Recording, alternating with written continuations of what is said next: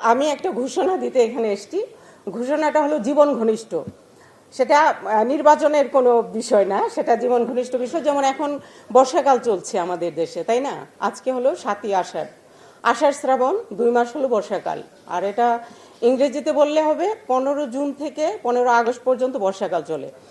তো এই সময়ে চারিদিকে পানি থই থই করবে, এই করবে, অনেক প্রাণহানি হবে। তো সেই প্রাণহানিটা কমানোর জন্য আমি একটা ঘোষণা দিতে চাই।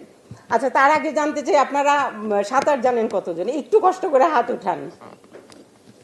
আমার মনে হয় আমাদের ফুল কমিশন সবাই জানেন, তাই না? ফুল কমিশন সাঁতার জানেন।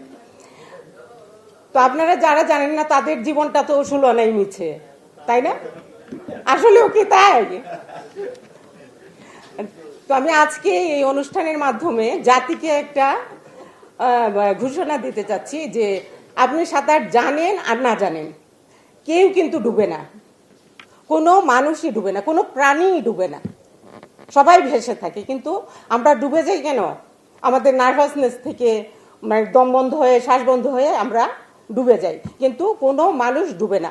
আজকে আপনাদের মাধ্যমে আমি এই মানে এই বিষয়টা প্রচার করার জন্যই আসলে দাঁড়িয়েছি যে মানুষ ডুবে না। এটা আপনারা এই যে ইসলামী দাওয়াত যেভাবে দেয় একজন আরেকজনকে, এইভাবে সবাইকে বলে দিবেন যে মানুষ কেউ ডুবে না।